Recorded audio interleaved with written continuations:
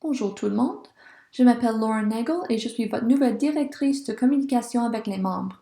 Aujourd'hui, je vais vous montrer comment télécharger et utiliser l'application TELUS Business Connect Meetings que nous allons utiliser pour les sessions en direct avec Bernard. Alors premièrement, ouvrez le courriel que vous avez reçu de COPA. Ici, vous allez voir la date et l'heure de la réunion, le lien pour la réunion, l'identifiant de la réunion et un mot de passe. Seulement les personnes qui se sont inscrites à l'avance auront ce lien. Cliquez sur le lien pour la réunion et cela va ouvrir une nouvelle fenêtre où vous allez voir deux options. En bas, la première dit « Si vous ne pouvez pas télécharger l'application, vous pouvez joindre en ligne. Ne cliquez pas sur ça parce que ça ne vous donne pas l'option d'utiliser votre appareil photo et ça nécessite que vous utilisez un téléphone aussi. Cliquez plutôt sur « Télécharger et exécuter l'application ». Le téléchargement commencera automatiquement et pourra être un peu différent sur un PC car j'utilise un Mac. Ouvrez le dossier et complétez les étapes dans l'installation. Ça va pas mal vite. Il s'ouvrira automatiquement après que c'est fini. Et pour utiliser l'application, vous ne devez pas créer un compte, alors cliquez sur « Rejoindre la réunion ». Maintenant, ça va vous demander pour l'identifiant pour la réunion, alors retournez à le courriel de COPA. Voilà. Alors, l'identifiant est donné ici, c'est 143-589-9349. La prochaine case est pour le nom que vous aurez dans la réunion. Tapez votre nom complet avec un espace pour qu'on puisse vous reconnaître.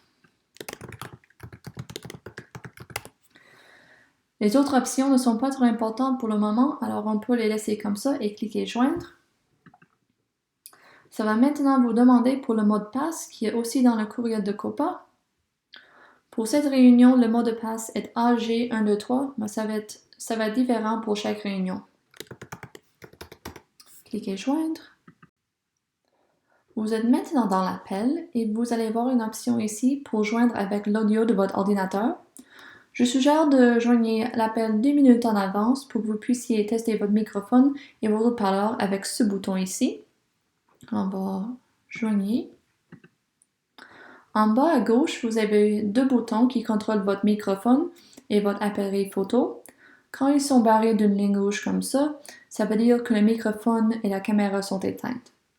Si vous voulez être entendu, dites si le présenteur vous appelle pour poser une question, cliquez sur le bouton de microphone et là, on va être capable de vous entendre.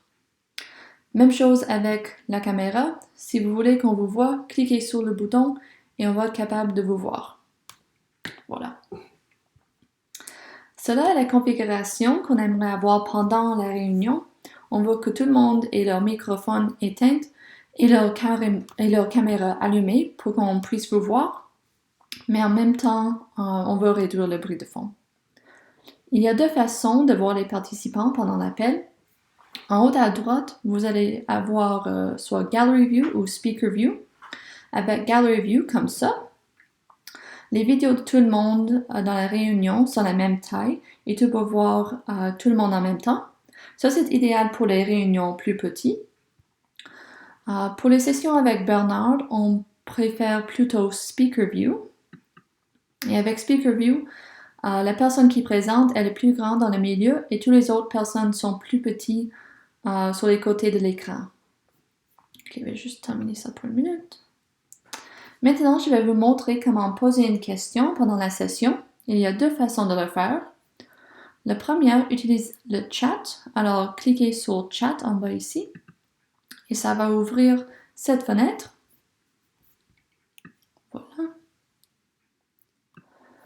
En bas, vous pouvez taper votre question et tout le monde va être capable de le voir.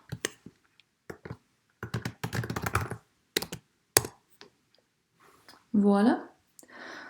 S'il vous plaît, utilisez cette section seulement pour les questions pour Bernard parce que ça devient distrayant si on a des messages personnels dans le chat. La deuxième façon de poser une question est de lever la main.